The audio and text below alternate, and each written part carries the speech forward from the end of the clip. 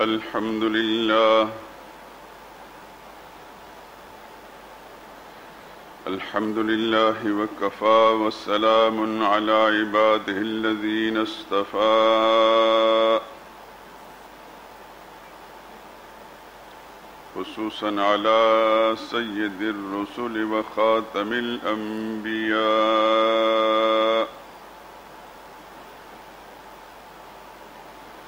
وعلى آله المجتبى وأصحابه الأتقياء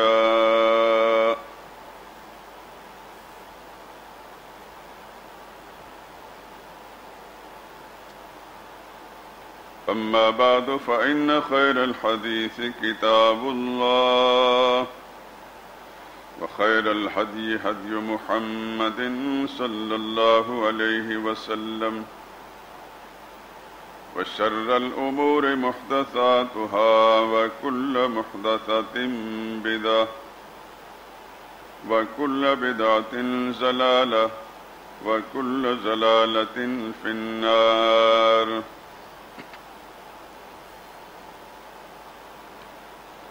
أعوذ بالله من الشيطان الرجيم. بسم الله الرحمن الرحيم. قل أرأيتم ما تدعون من دون الله أروني ماذا خلقوا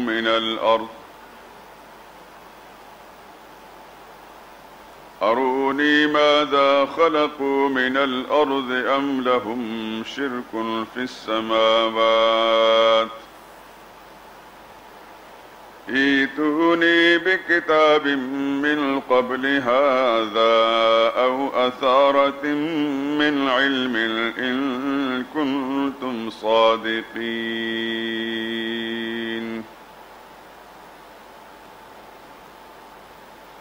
ومن أضل ممن يدعو من دون الله من لا يستجيب له إلى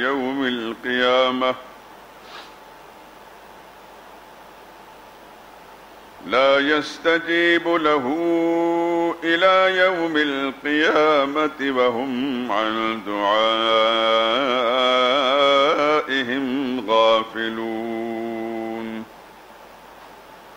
وإذا حشر الناس كانوا لهم أعداء وكانوا بعبادتهم كافرين.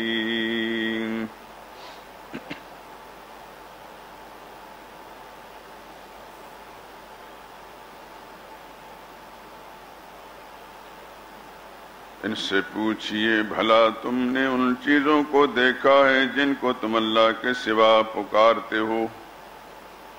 ذرا مجھے بھی تو دکھلاؤ کہ انہوں نے زمین میں کون سی چیز بنائی ہے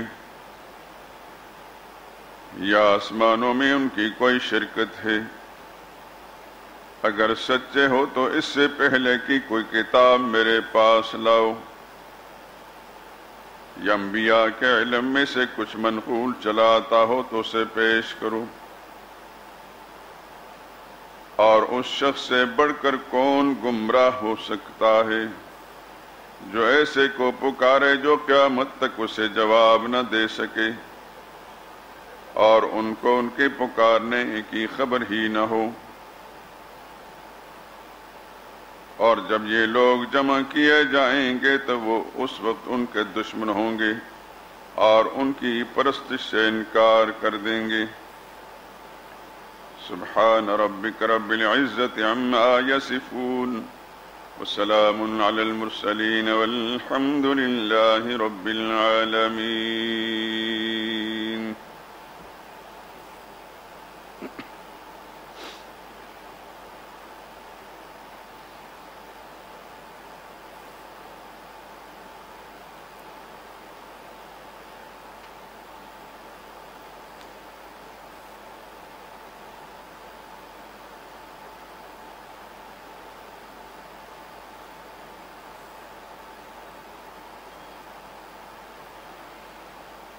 ہمارا فقط ہے خدا غوث اعظم،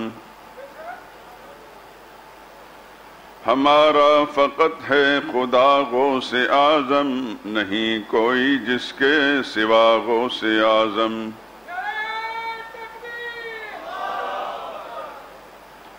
جھکیں جس کے دربار پر جن و انسان، وہ خلاق ارض و سما غوث اعظم۔ خدا کے سوا کون فریاد رس ہے، خدا کے سوا کون فریاد رس ہے، وہی ہے سمیع الدعا غوث اعظم۔ جو ہر وقت سنتا ہے سب کی دعائیں، جو ہر وقت سنتا ہے سب کی دعائیں، وہی سب کا حاجت روا غوث اعظم۔ جو معبود ہے انبیاء اولیاء کا، جو معبود ہے انبیاء اولیاء کا، وہ مسجود شاہ و گدا غوث اعظم۔ رگے زندگی سے جو نزدیک تر ہے، وہ بے مثل سب کا خدا غوث اعظم۔ نہیں ہے جو محتاج ہرگز کسی کا، وہ محتاج کا آسرا غوث اعظم۔ مسلمان سمجھتا نہیں ہے کسی کو کبھی بھی خدا کے سوا غوث اعظم۔ مسلمان سمجھتا نہیں ہے کسی کو کبھی بھی خدا کے سوا غوث اعظم۔ خدا ہی مددگار ہے ہر کسی کا، خدا ہی مددگار ہے ہر کسی کا، وہی دافع ہر بلا غوث اعظم۔ مصائب میں بس اس خدا کو پکارو، مصائب میں بس اس خدا کو پکارو، وہ غفار جرم و خطا غوث اعظم۔ خدائی کا فرمان جاری جہاں پر، خدا ہی کا فرمان جاری جہاں پر، وہ مختار روز جزا غوث اعظم۔ وہ قیوم دانا خداوند عالم، وہ قیوم دانا خداوند عالم، سزاوار شان بقا غوث اعظم۔ جو سب کے سفینے کنارے لگائے، جو سب کے سفینے کنارے لگائے، وہی سب کا مشکل کشا غوث اعظم۔ ظہور اس خدا سے مدد مانگیے گا، ظہور اس خدا سے مدد مانگیے گا، نہیں کوئی جس کے سوا غوث اعظم۔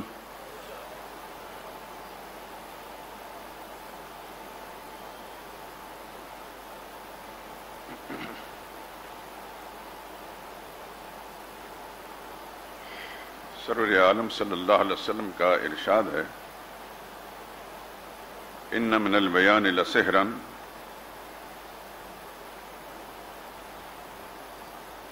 بعض وان من الشعر لحکمتا وان من البیان لسحرا، بعض اشعار میں بڑی دانائی کے مضمون ہوتا ہے اور بیانات میں بڑے جادو کا ایک اثر ہوتا ہے۔ ہیں تو یہ اشعار، لیکن ایک ایک شعر جو ہے ایک مستقل سمجھو کہ خطاب اور بیان ہے۔ ہمارے جماعت کے ایک عالم جو ابھی بھی حیات ہیں، اللہ تعالیٰ ان کو لمبی زندگی عطا فرمائے، یہ انہی کا کلام ہے، قاضی ظہور الحق، اور ان کا ایک بیٹا ہے جو بہت بڑا افسر ہے اسلام آباد میں،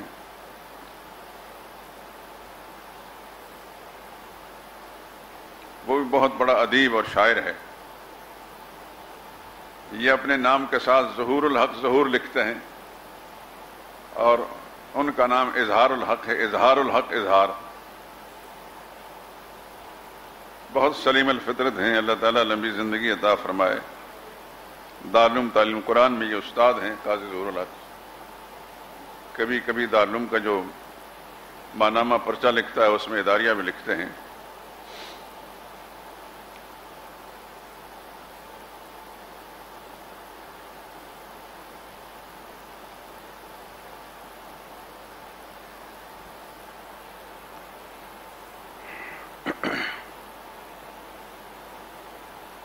قرآن حکیم کی جو آیات کریمہ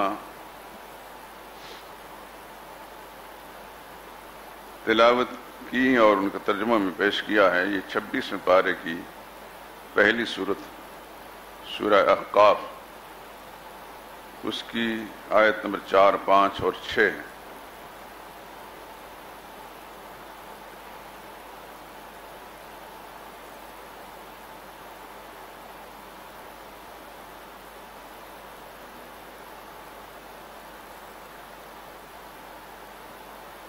پچھلے جمعے کا بیان اگر ذہن میں آپ کے رہ گیا ہو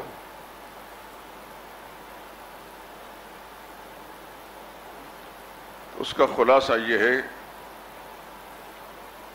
کہ دور اور نزدیک سے پکار کے لائق صرف اور صرف اللہ ہی ہے، اور دور اور نزدیک سے پکاروں کو سننے والا بھی صرف اللہ ہی ہے، اس کے سوا کوئی کسی کے پکار کو سننے والا نہیں۔ میں نے بیان کے آغاز میں، پچھلے جمعے کے بیان کے آغاز میں یہ بات عرض کی تھی کہ توحید کسے کہتے ہیں؟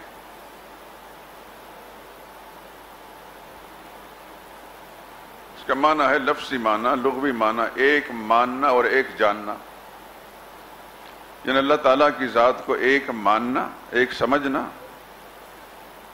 ایک جاننا، بلکہ ایک کہنا۔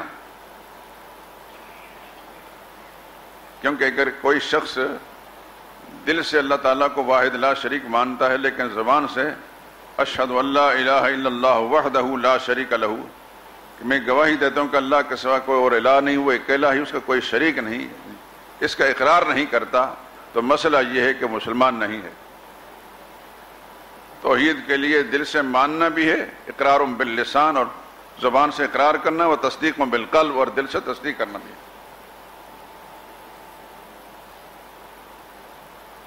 اب ایک ماننا کس چیز میں؟ میرا خیال ہے کہ آپ کے ذہن میں ہوں گی باتیں، 4 باتیں تھیں۔ اجمالی بات تو یہ اللہ آپ کی خصوصیات ہیں، اللہ اپنی خصوصیات میں واحد لا شریک ہے۔ تفصیل اس کی یہ ہے کہ اللہ اپنی ذات میں بھی واحد لا شریک ہے، اپنے صفات میں بھی واحد لا شریک ہے، اپنے اختیارات میں بھی واحد لا شریک ہے، اور اپنے حقوق میں بھی واحد لا شریک ہے۔ آپ سوچتے ہوں گے کہ اللہ کو بھی کوئی حق ہے؟ یہ تو مخلوق کی باتیں ہوتی ہیں۔ ہم میں سے ہر شخص اپنا کوئی نہ کوئی حق جتلاتا ہے، اور اپنے اس حق میں کسی دوسرے کو شریک کرنے کے لیے تیار نہیں، اپنا حق کسی دوسرے کو دینے کے لیے تیار نہیں، باوجود کہ ہم کمزور لوگ ہیں، انسان عاجز ہے، بے بس ہے، بعض اوقات نہ چاہتے ہوئے بھی اس کا حق کوئی اور استعمال کر لیتا ہے۔ مثلا کسی جائیداد پر کسی کا حق ہے، لیکن دوسرا طاقتور آدمی اس کی جائیداد پر قبضہ کر لیتا ہے۔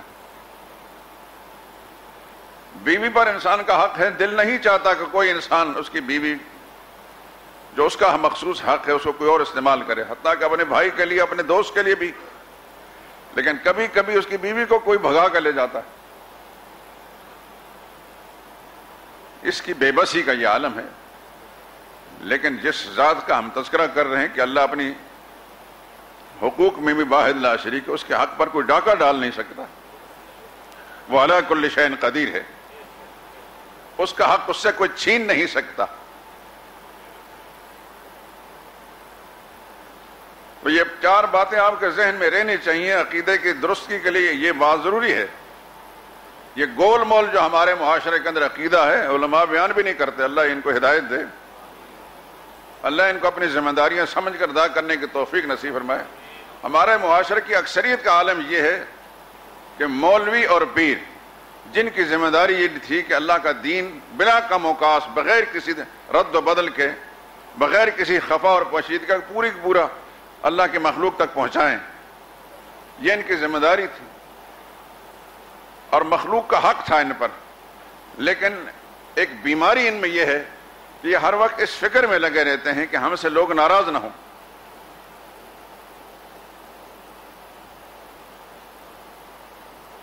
ناراض ہوں گے تو پھر ہمارے قریب نہیں آئیں گے، جب قریب نہیں آئیں گے تو پھر وہ ہماری مراعات بند ہو جائیں گی۔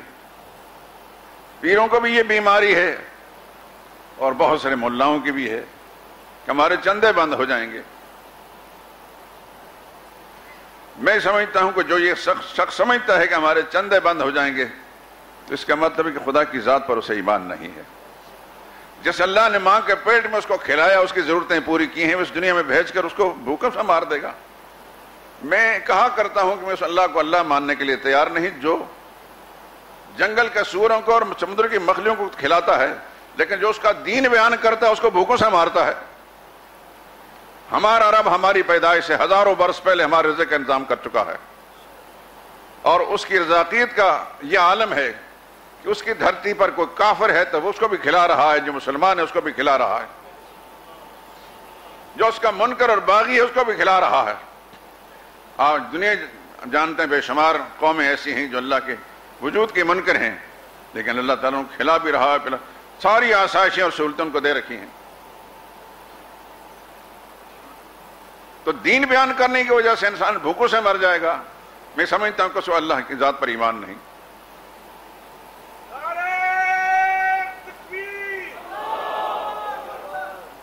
اگر انسان کے دل میں جذبہ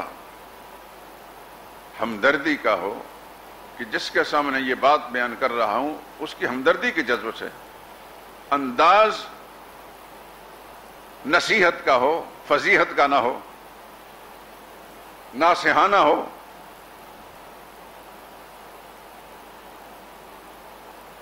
کوئی وجہ نہیں کہ انسان کے دل پر اس کا اثر نہ ہو۔ لیکن اگر دل میں یہ خیال ہے کہ میں نے اگر سچ بات کہہ دی تو میرے سامعین مجھ سے ناراض ہو جائیں گے، اور ناراض ہو جائیں گے تو پھر میرے قریب نہیں آئیں گے، جب قریب نہیں آئیں گے تو پھر مراد نذرانے شکرانے بند ہو جائیں گے، میں نہیں سمجھتا کہ ایسے شخص کو اللہ کی ذات پر ایمان۔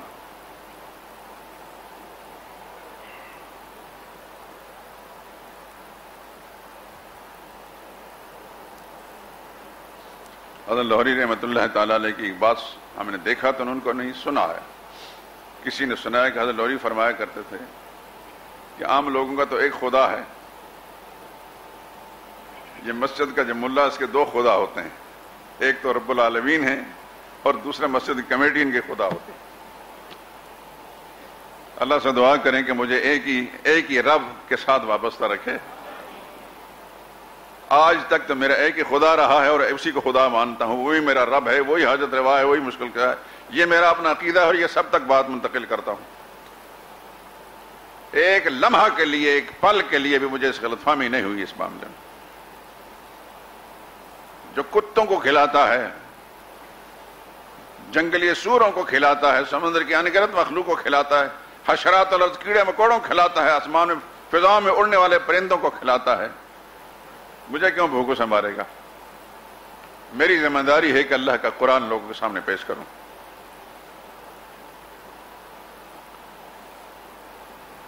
پھر اصل بات کی طرف لوٹتے ہیں۔ اللہ واحد لا شریک ہے، اپنی ذات میں، اپنے صفات میں، اپنے اختیارات میں اور اپنے حقوق میں۔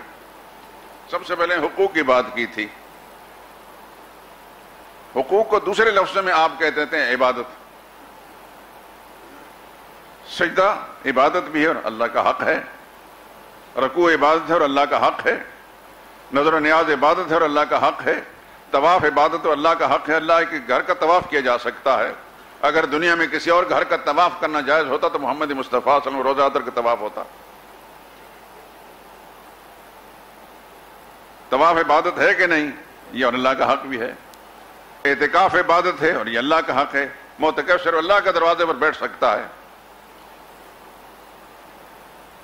قربانی عبادت ہے، یہ اللہ کا حق ہے، اس کے نام پر قربان کیا جا سکتا ہے۔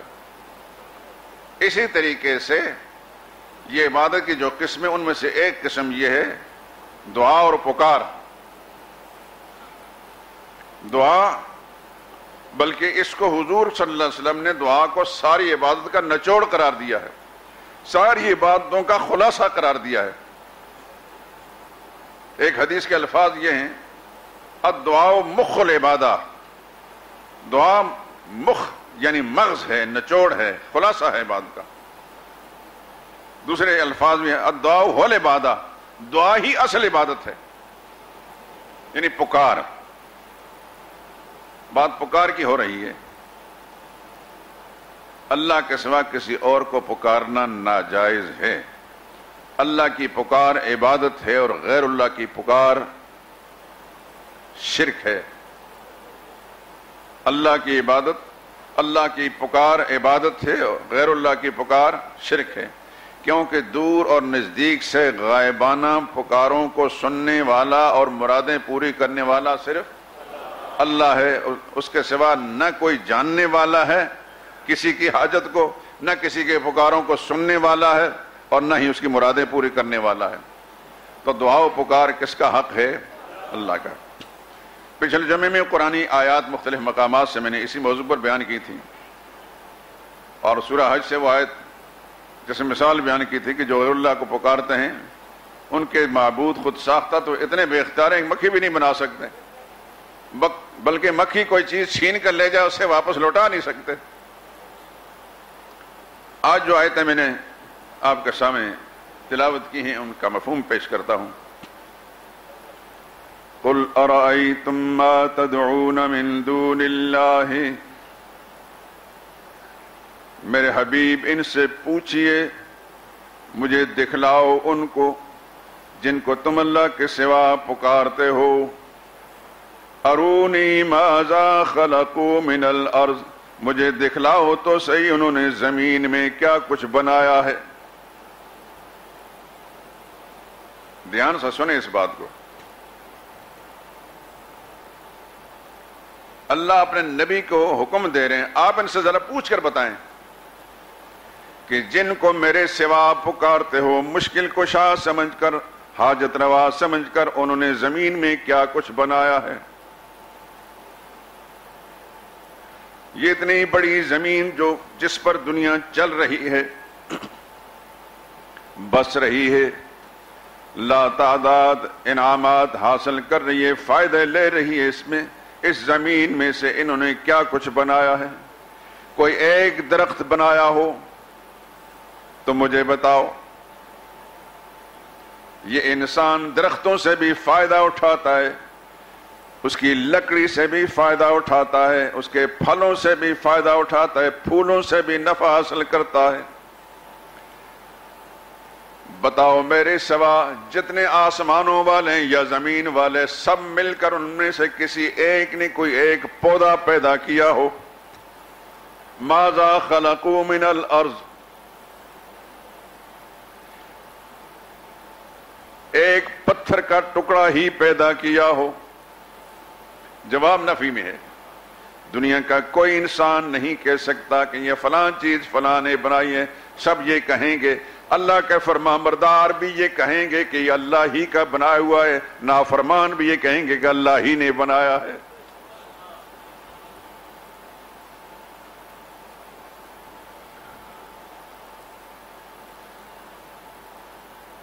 اللہ اکبر۔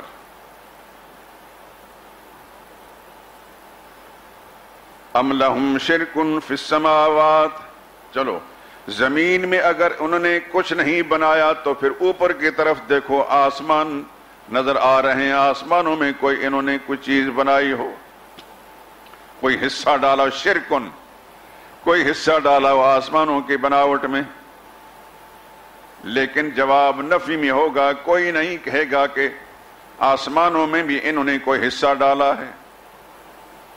کسی نبی نے آسمانوں میں کوئی چیز بنائی ہو، کسی ولی نے آسمانوں میں کوئی چیز بنائی ہو، کسی جن نے آسمانوں میں کوئی چیز بنائی ہو، کسی فرشتے نے آسمانوں میں کوئی چیز بنائی ہو، آسمانوں میں بھی کوئی چیز کسی کی بنائی ہوئی نہیں، زمین میں بھی کوئی چیز کسی کی بنائی ہوئی نہیں۔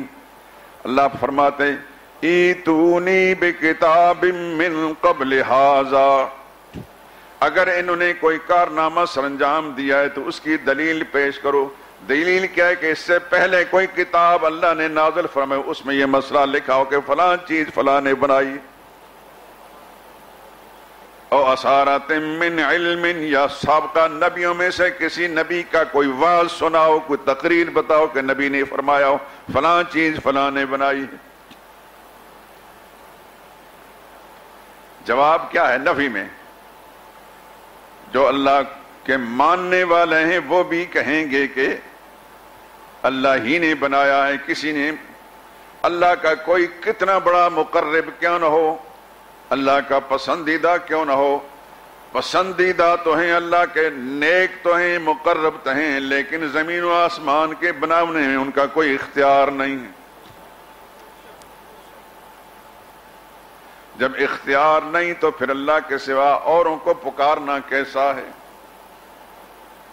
اگلی آیت میں فرماتا وَمَنْ أَضَلُّ، وَمَنْ أَضَلُّ، کون بڑا گمراہ ہے، اس سے بڑا گمراہ کون ہے، مِمَّن يَدْعُو مِن دُونِ اللَّهِ، جو اللہ کے سوا پکارتا ہے، من اس کو، لا يَسْتَجِيبُ لَهُ إِلَى يَوْمِ الْقِيَامَةِ، جو قیامت تک پکارتا رہے قیامت تک اس کا جواب نہیں دے سکتے۔ یہ فتوے میں ہم نہیں لگاتے، اللہ خود لگا رہے ہیں۔ وَمَنْ أَضَلُّ، لوگوں تم نے گمراہ تو دیکھے ہوں گے لیکن سب سے بڑا گمراہ آؤ میں تم کو بتاتا ہوں۔ اللہ فرماتے ہیں ازل، یہ اس میں تفضیل کا صیغہ ہے۔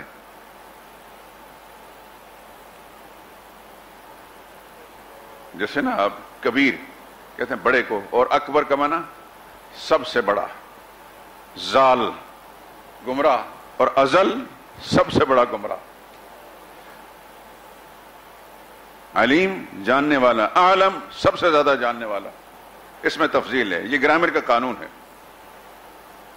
وَمَنْ أَضَلُّ، کون سب سے بڑا گمراہ ہے، ممن اس شخص سے، يَدْعُو مِن دُونِ اللَّهِ، جو اللہ کو چھوڑ کر ان کو پکارتا ہے جو قیامت تک ان کی پکاروں کو جواب نہیں دے سکتے۔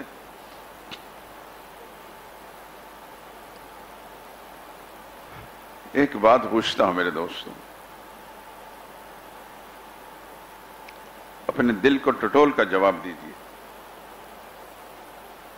اس لیے کہ خود میرے دل کی کیفیت ایسی ہے، تو دل میں ایک جذبہ بیدار ہوا کہ میں آپ سے بھی پوچھ لوں۔ قرآن کریم کی یہ آیات پڑھتے وقت، کہیں سے بھی پڑھتے وقت،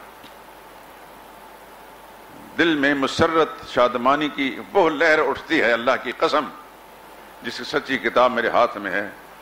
ساری کائنات مل جائے اتنی خوشی نہیں ہوتی جتنے قرآن کریم کی آیتوں کو سامنے پر آتی ہے۔ کیا آپ سننے والوں کی کیفیت بھی ایسی بنتی ہے؟ الحمدللہ، الحمدللہ، اللہ کا شکر ادا کیجئے کہ اللہ کو قرآن سن کر سمجھ کر جو دل میں ایک مسرت پیدا ہوتی ہے، خوشی پیدا ہوتی ہے، تو یہ ایمان کی علامت ہے، یہ دلیل ہے ایمان کی۔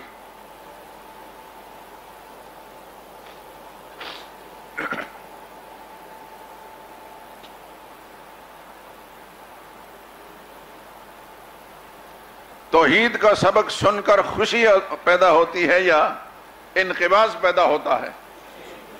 خوشی پیدا ہوتی ہے، یہی ہے دلیل ایمان کی۔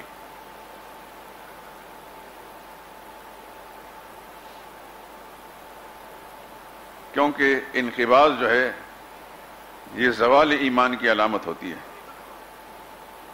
آئیے میں قرآن کریم کی ایک آیت پہلے سنا دیتا ہوں تو پھر اصل مضمون کی طرف آتے ہیں۔ سورہ حج کی وہ آیت جو میں نے پچھلے بیان میں سنائی تھی، اس سے ایک آیت پہلے، یہ آیت نمبر 72 ہے سورہ حج کی۔ وَإِذَا تُتْلَى عَلَيْهِمْ آيَاتُنَا وَإِذَا تُتْلَى عَلَيْهِمْ آيَاتُنَا بَيِّنَاتٍ تَعْرِفُ فِي وُجُوهِ الَّذِينَ كَفَرُوا الْمُنكَرَ، میرے نبی جب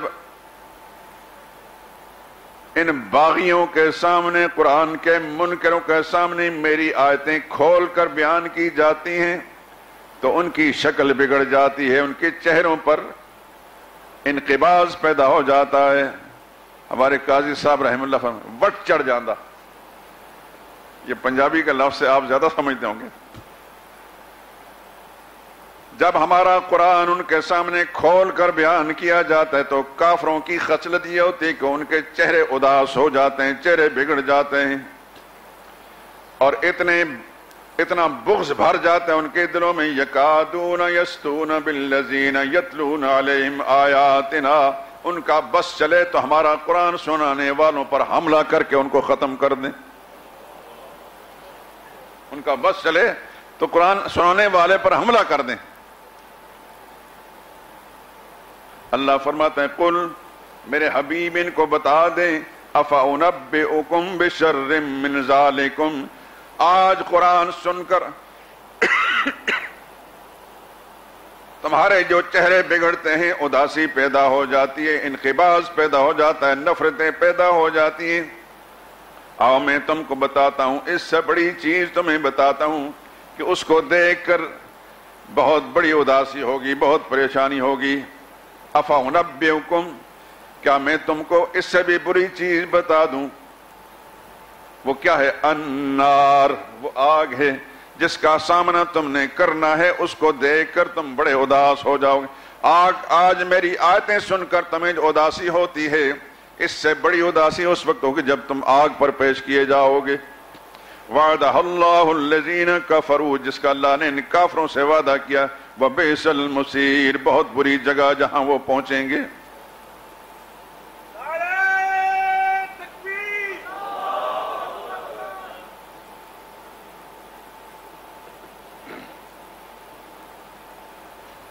اور مومن کی شان کیا ہے وہ میں سنا دیتا ہوں آپ کو۔ قرآن کریم کے سمجھانے پر قربان جائیں، اس نے ہر انداز اختیار کر کے ہمارے سامنے، میں اس لیے اکثر دوستو آپ سے کہا کرتا ہوں قرآن کے ساتھ اپنا تعلق نہ توڑنا۔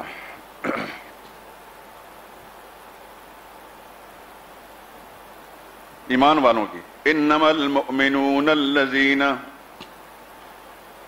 یقیناً ایمان والے وہ لوگ ہیں، الذین اذا ذکر اللہ، جب ان کے سامنے اللہ کی توحید بیان کی جاتی ہے، وجلت قلوبہم، ان کے دل مائل ہو جاتے ہیں اللہ کے سامنے، وَإِذَا تُلِيَتْ عَلَيْهِمْ آیاتنا، جب ہماری آیتیں ان کے سامنے پڑھی جاتی ہیں، زادتہم ایمانا، ان کے ایمان میں اضافہ ہو جاتا ہے، وَعَلَىٰ رَبِّهِمْ يَتَوَكَّلُونَ، ساری دنیا سے منہ موڑ کر اللہ ہی پر بھروسہ کرتے ہیں۔ فرماتے ہیں ان کی خصلت یہ، الذین یقیمون الصلاۃ، نمازیں قائم کرتے ہیں، ہمارے دیے مال میں سے خرچ کرتے ہیں، اولئک هم المؤمنون حقا، یہ پکے ایمان والے ہیں۔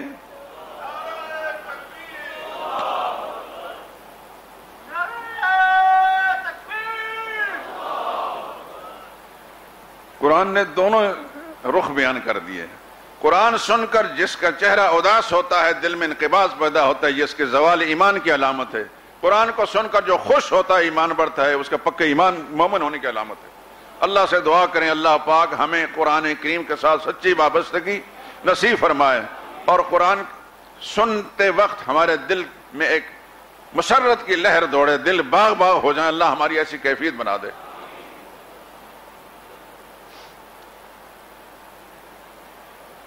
آئیے پھر اس مضمون تھا، وَمَنْ أَضَلُّ، لوگوں تم نے بڑے گمراہ دیکھے ہوں گے، لیکن آؤ اللہ فرماتے ہیں میں تم کو بتاتا ہوں اس سے بڑا گمراہ کون ہے، جو اللہ کو چھوڑ کر ایسوں کو پکارتے جو قیامت تک اس کی پکاروں کا جواب نہیں دے سکتے۔ کیوں نہیں دے سکتے؟ وَهُمْ عَنْ دُعَائِهِمْ غَافِلُونَ، اس لیے جواب نہیں دے سکتے کہ ان کو ان کی پکاروں کا پتہ ہی نہیں چلتا۔ یہ کون کہہ رہا ہے؟ میں کہوں گا تو فتویٰ لگ جائے گا، یہ وہابی ہے، گستاخ ہے۔ اللہ فرماتے وَهُمْ عَنْ دُعَائِهِمْ غَافِلُونَ، وہ جواب اس لیے نہیں دے سکتے کہ ان کو ان کی پکاروں کا پتہ ہی نہیں۔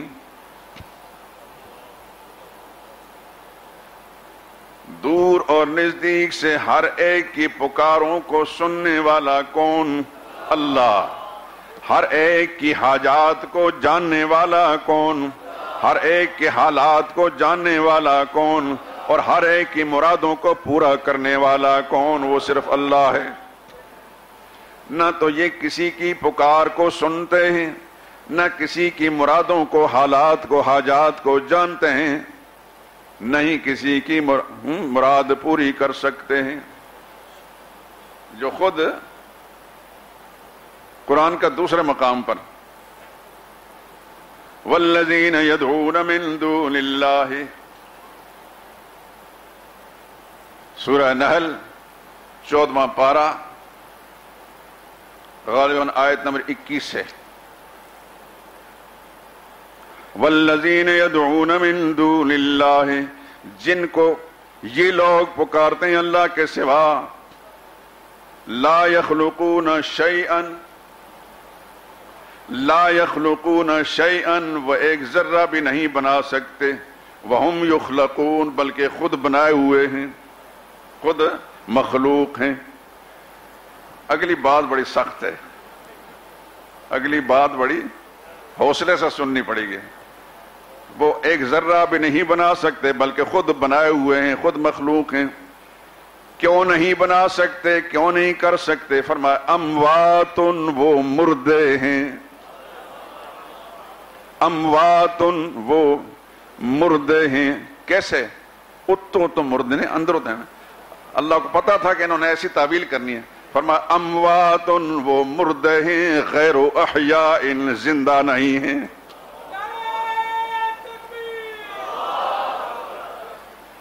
وہ مردے ہیں، ایسے مردے غیر احیاء، جن میں حیات نہیں۔ وما یشعرون ایان یبعثون، وہ یہ بھی نہیں جانتے کہ دوبارہ کب زندہ کر کے اٹھائے جائیں گے۔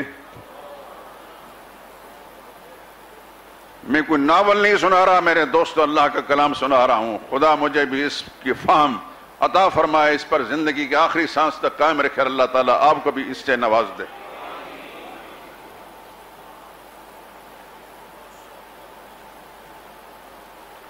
قرآن کس پر نازل ہوا؟ سوچ کر جواب دیں۔ سرور کائنات صلی اللہ علیہ وسلم پر ایک ایک آیت قرآن کی حضور پر نازل ہوئی کہ نہیں ہوئی؟ یہ آیت کس پر نازل ہوئی؟ حضور نے یہ پڑھ کر سنائی کہ نہیں سنائی؟ صحابہ نے سنی۔ ہم چونکہ قرآن کھول کر دیکھتے نہیں، کیا فرمایا؟ اموات غیر احیاء، وہ مردے ہیں، زندہ نہیں ہیں۔ وما یشعرون ایان یبعثون، وہ یہ بھی نہیں جانتا کہ دوبارہ کب اٹھائے جائیں گے۔ اور اللہ وہ الحی القیوم، وہ سدا زندہ ہے، ابد الآباد سے زندہ ہے، ہمیشہ رہے گا، ہمیشہ سے ہے اور ہمیشہ رہے گا۔ قیوم، ساری دنیا کو سنبھالنے والا ہے۔ آسمان بھی اسی نے سنبھال رکھے ہیں، زمین بھی اسی نے سنبھال، سارا جہان بھی اسی نے سنبھال رکھا ہے۔ کبھی کبھی ایک زلزلے کا جھٹکا آتا ہے، بڑے بڑے دانا بد حواس ہو جاتے ہیں، ہوش حواس گم ہو جاتے ہیں۔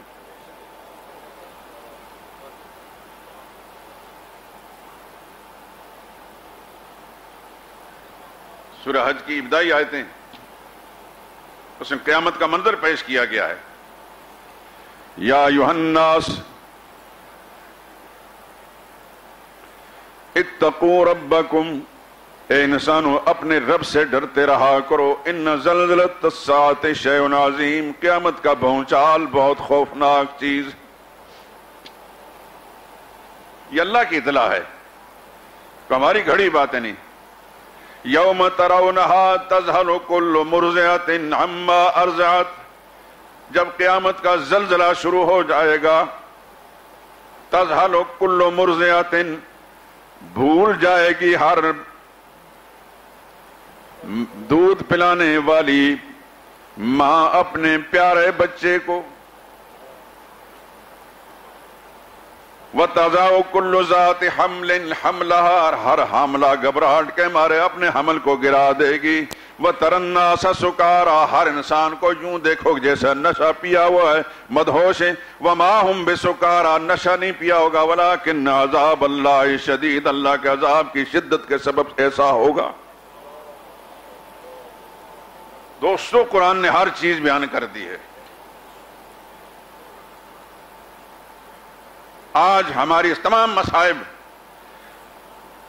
نظریاتی مشکلات، ہماری معاشی مشکلات، معاشرتی مشکلات کا حل اللہ کی اس کتاب کے اندر موجود ہے، بشرطے کہ اس کی طرف رجوع کریں. قرآن کے بتائے ہوئے اصولوں پر ہم چلیں، خدا کی قسم کوئی مشکل پیش نہیں آتی. قرآن کو چھوڑ دینے کے سبب سے یہ سارے مصائب ہیں. ہم قرآن کریم کو پکڑ کر جلد سے باہر اس کو آنکھیں سے لگا دیتے ہیں، چوم لیتے ہیں، اس کو کھول کر نہیں دیکھتے. ہمارے مسلمانوں کی اکثریت کا یہ عالم ہے، قرآن کریم کے الفاظ تک پڑھنا نہیں جانتے، اور اگر الٹے سیدھے الفاظ پڑھ بھی لیے ہیں کسی سے، اس کے معنی اور مطلب کے ساتھ دور کا تعلق بھی نہیں. قرآن میں کیا کرنے کا حکم دیا ہے، کیا چھوڑنے کا ہے، کیا حلال ہے، کیا حرام ہے، کس سے اللہ راضی ہوتے ہیں، کس سے ناراض، اس کا مطلق ہمیں پتہ نہیں ہوتا. دنیا کے سارے گر ہم نے سیکھ لیے ہوتے ہیں، کاروبار چلانے کے سارے طور و طریق ہمیں معلوم ہیں، سائنسی ایجادات جو ہوئی ہیں ان کے بھی سارے نشیب و فراز معلوم ہیں. اگر ہمیں کچھ پتہ نہیں تو اللہ کی کتاب کا نہیں. آج اگر کوئی غیر مسلم باہر کی دنیا سے آئے ہمارے اس ملک کے اندر،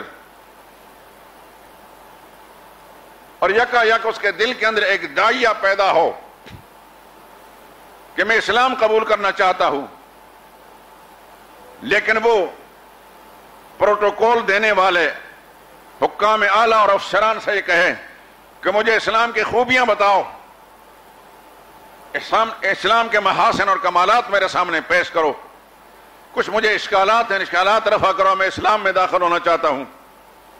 بتائیے میرے دوست اور بزرگوں، ہمارا افسر، ہمارا حاکم، ہمارا حکمران ایسا کوئی نظر آتا ہے جو اسلام کے محاسن، خوبیاں، کمالات اس کا ہم نے پیش کر اس کو دائرہ اسلام میں لا سکے گا؟ یہ کس کی ذمہ داری ہے؟ اسلام کی دعوت دینا، غیر مسلم کو اسلام کی خوبیاں بیان کرنا، یہ مسلمان کی ذمہ داری ہے کہ نہیں؟ تو ہم کیسے مسلمان ہیں؟ ہماری مسلمان صرف یہ ہے کہ اپنی عقل کو اور ہوش کو اور اپنے اختیارات کو استعمال کر کے مال سمیٹیں، مال کمائیں اور پھر اس کے بعد کھائیں اور ایسے سے زندگی گزاریں اور ایک وقت کے بعد پھر مر جائیں. نہیں میرے دوست اور بزرگوں، جس نبی کا ہم نے کلمہ پڑھا ہے اس نبی کی تعلیم یہ ہے کہ اسلام پر قائم رہنا ہے اور اسلام کی دعوت دینی ہے. آپ پڑھے لکھے لوگ ہیں ماشاءاللہ، آپ جانتے ہیں کہ حضور صلی اللہ علیہ وسلم نے مدینہ طیبہ میں پہنچ کر سن 6 ہجری کے اینڈ پر، سن 7 ہجری کے ابتدا میں پوری دنیا کے حکمرانوں کو، جتنے سلاطین اور بادشاہ تھے، ان کو خط لکھے تھے، اسلام کی دعوت دی.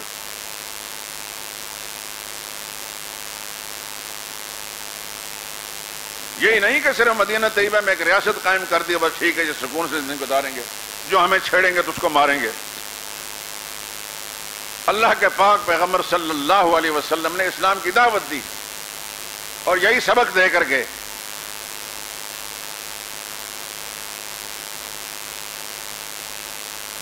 حضور صلی اللہ علیہ وسلم نے جو خطوط لکھے، مختصر خطوط ہوتے تھے، بہت سارے خوش نصیب لوگوں نے ان سارے خطوط کو جمع کر دیا کتابی شکل کے اندر.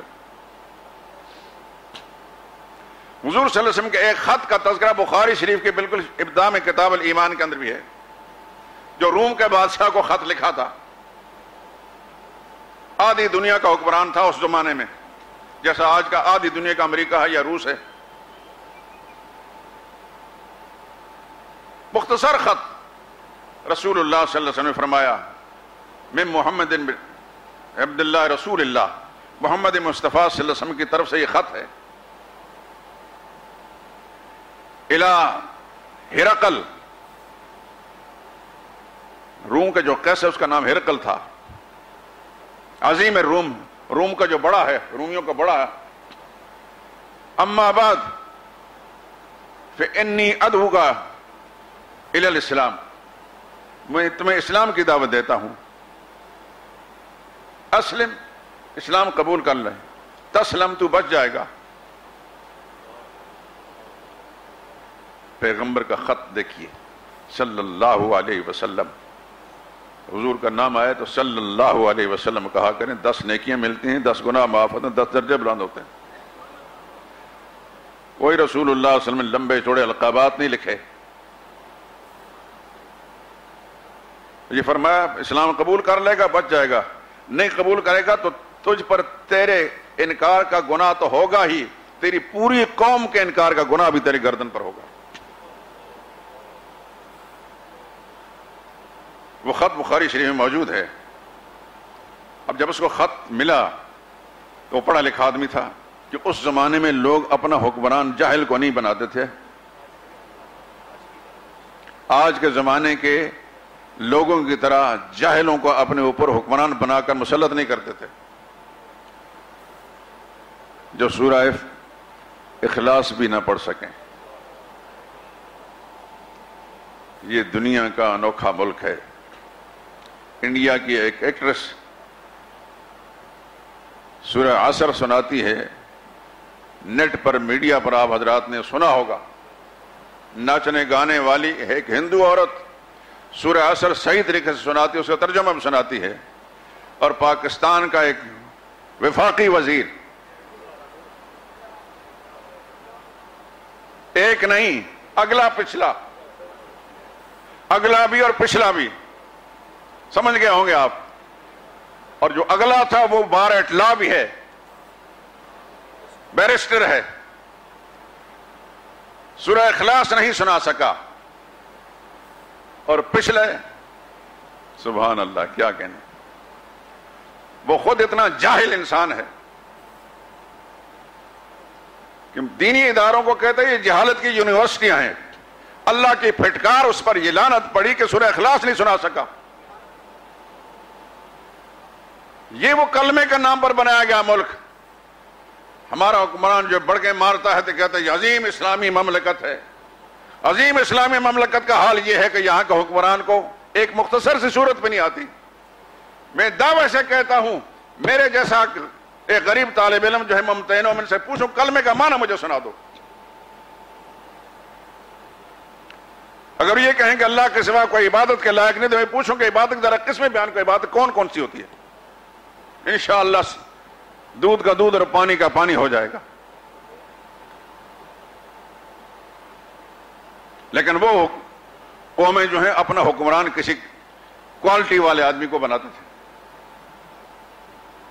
تو اس نے فوراً رسول اللہ صلی اللہ علیہ وسلم خط کو رد نہیں کیا، حالانکہ اتنا بڑا حکمران تھا، اور اس نے اپنے پارلیمنٹ کے تمام جتنے بھی ارکان دولت تھے، وزراء تھے، مشیر تھے، ان کو بلایا اور کہا کہ میرے پاس ایک خط آیا ہے اس فلاں خطے سے، وہاں کوئی شخص مدعی ہے نبوت ہے، کہتا ہے میں اللہ کا نبی ہوں اور مجھے اپنا پیروکار بننے کی دعوت دی ہے، تم بتاؤ تمہاری کیا رائے ہے؟ انہوں نے کہا کہ تحقیق کی جائے۔ چنانچہ تحقیق کے لیے یہ فیصلہ ہوا کہ اس خطے سے، اس علاقے سے یعنی عرب سے کوئی قافلہ آیا ہوا ہو، تجارتی قافلہ آیا ہو، اس کو بلا کر اس سے تحقیق کی جائے۔ چنانچہ جب تحقیق کی گئی تو اس وقت حضرت ابو سفیان جو اس وقت کافر تھے، مسلمان نہیں ہوئے تھے، ان کی قیادت کے اندر ایک تجارتی قافلہ آیا ہوا تھا ملک روم میں۔ ان کو ڈھونڈنے کے بعد دربار میں بلایا گیا تو بادشاہ نے، قیصر روم نے کچھ سوالات پوچھے۔ مثلا ایک سوال یہ کہ تمہارے علاقے میں کسی شخص نے نبوت کا دعویٰ کیا ہے؟ انہوں نے کہا ہاں کیا ہے۔ تم مانتے ہو کہ ہم نہیں مانتے؟ تم یہ بتاؤ کہ اس کے خاندان میں پہلے کوئی بادشاہ گزرا ہے؟ کہتے ہیں نہیں گزرا۔ اس پر ایمان لانے والے اس کو اس کے مذہب سے نفرت کر کے برگشتہ کوئی ہوا ہے؟ کہتے نہیں۔ تمہارا اس کا مقابلہ وہ کہنا ہوتا رہتا ہے، کون غالب کون مغلوب؟ کہتے ہیں دونوں شکلیں بنتی، کبھی ہم غالب کبھی وہ مغلوب۔ یہ ساری باتیں اور بہت ساری باتیں پوچھیں تو پڑھا لکھا تھا، اس نے کہا کہ جو کچھ کہا جا رہا ہے اگر یہ بات ایسی ہے تو یہ خدا کا سچا نبی ہے۔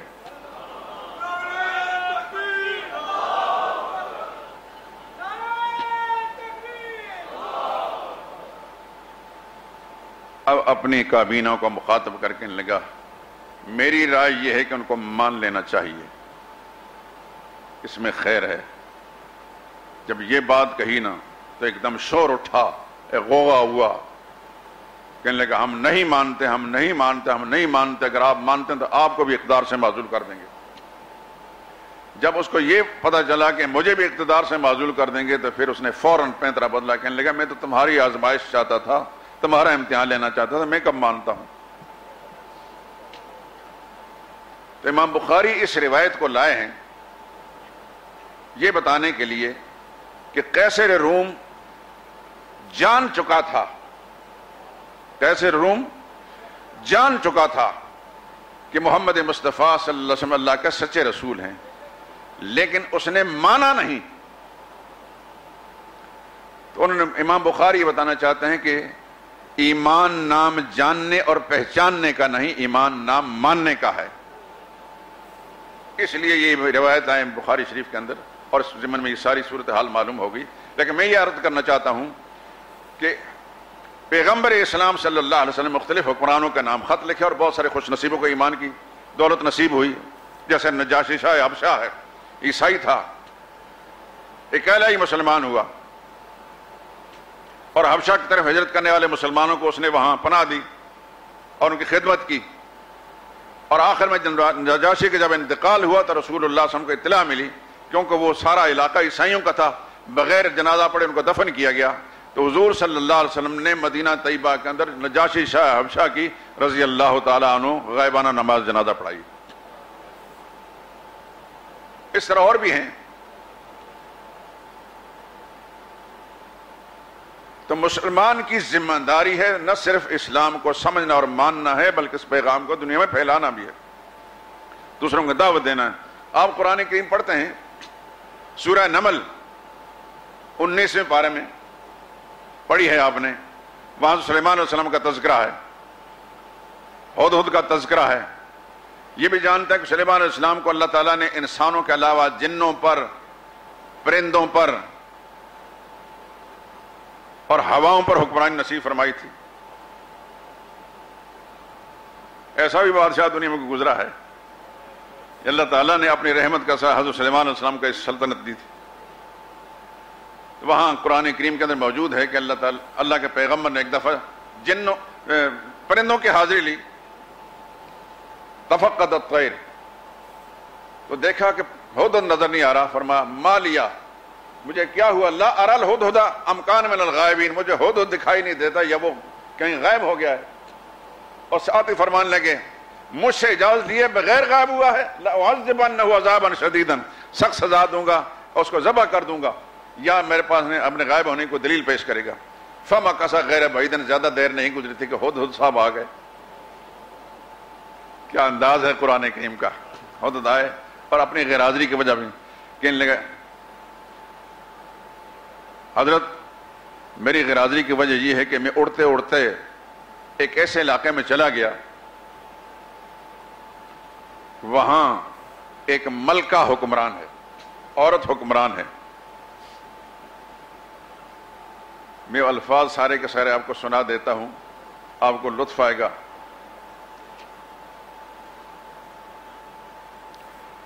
فقال احطت بما لم تحط به، ہدہد کہنے لگا میرے آقا سلیمان علیہ السلام آج میں ایسی معلومات حاصل کی ہیں جن تک آپ کی ابھی تک رسائی نہیں۔ بڑا وہابی قسم کا ہدہد تھا۔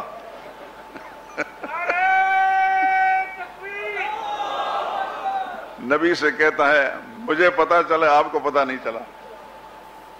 وجئتک من سبأ بنبأ یقین، ملک سبا سے یقینی خبر لایا ہوں۔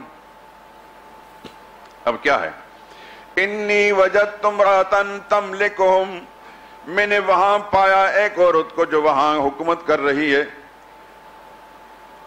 اوتیت من کل شیء، نظام حکومت چلانے کے پاس سارے وسائل اس کے پاس موجود ہیں۔ وَلَهَا عَرْشٌ عظیم، بڑے عرش کی اور تخت کی مالک ہے، ملکہ ہے۔ یہ تو اس کی سیاسی پوزیشن ہے کہ بڑی ترقی والی حکومت ہے۔ وجدتها وقومها يسجدون للشمس من دون اللہ. دوسری طرف اس کی مذہبی حالت اتنی خراب ہے کہ میں نے اس ملکہ کو، اس کی قوم کو دیکھا کہ اللہ کو چھوڑ کر سورج کو پوج رہے ہیں. یہ تقریر کون کر رہا ہے؟ ہدہد. آج کے بگڑے ہوئے انسان بدعقیدہ انسان وہ ہدہد ہی بہتر ہے. اس کا عقیدہ اتنا صاف ستھرا ہے. نبی کی مجلس کی یہ برکتیں ہیں علیہ الصلاۃ والسلام. نبی کی مجلس میں پہنچنے کے بعد اللہ تعالیٰ نے، اور پھر ایک بات یاد رکھیں میرے دوستو، اس کائنات میں جتنی چیزیں بھی ہیں انسان کو چھوڑ کر، کائنات کا ذرہ ذرہ جس میں حیات ہے، جس کو ہم محسوس کرتے ہیں یا حیات کو ہم محسوس نہیں کرتے، ہر چیز موحد ہے، اللہ کی توحید کی قائل ہے.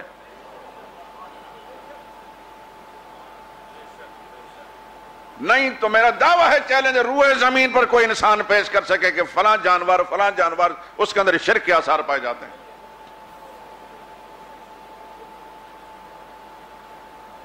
سورہ بنی اسرائیل کی تلاوت کے دوران آپ نے پڑھا ہوگا تسبح لہ السماوات السبع والارض ومن فیہن. ساتوں آسمان بھی اللہ کی تسبیح کرتے ہیں، ساتوں زمینیں بھی اللہ کی تسبیح کرتی ہیں. ومن فیہن، جو کچھ آسمان و زمین کے اندر سب اللہ کی تسبیح میں لگے ہوئے ہیں. وَإِن مِّن شَيْءٍ إِلَّا يُسَبِّحُ بِحَمْدِهِ، کوئی چیز کائنات کی ایسی نہیں جو اللہ کی تسبیح کے ساتھ تحمید بھی نہ کرتی ہو، حمد و ثنا نہ بیان کرتی ہو. وَلَٰكِن لَّا تَفْقَهُونَ تَسْبِيحَهُمْ، اے انسانوں ان کی تسبیحوں کو تم نہیں جانتے. ہر چیز واحد ہے، ہر چیز. علامہ ابن کثیر نے لکھا ففی کل شیء لہ شاہد تدل علی انہ واحد. کائنات کا ذرے ذرے کے اندر ایک گواہ گواہی دے رہا ہے کہ اللہ تعالیٰ واحد لا شریک، اس کے سوا کوئی شریک نہیں. کائنات کا ہر ذرہ اللہ کی توحید کا قائل ہے.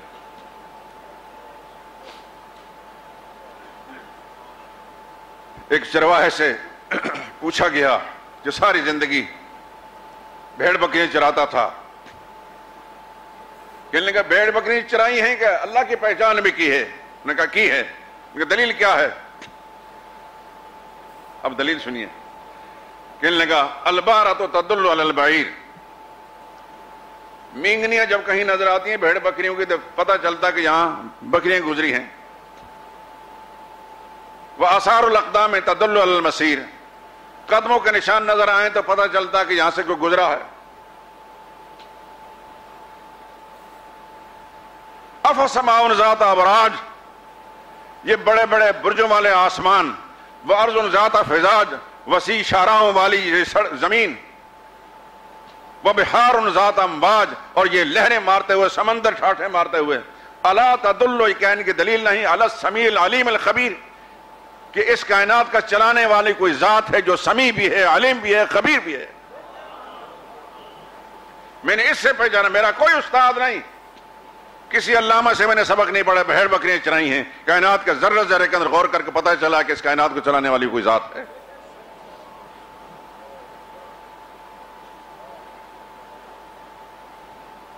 تو میرے دوست اور بزرگوں، دعا اور پکار کے لائق کون ہے؟